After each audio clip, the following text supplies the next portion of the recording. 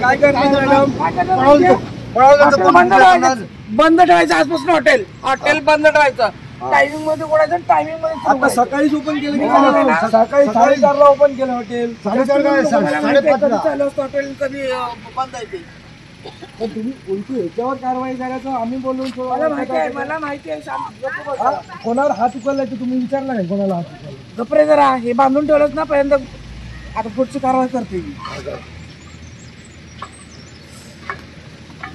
सोडा जरा. सोड ना. काय हातच घ्यायचं.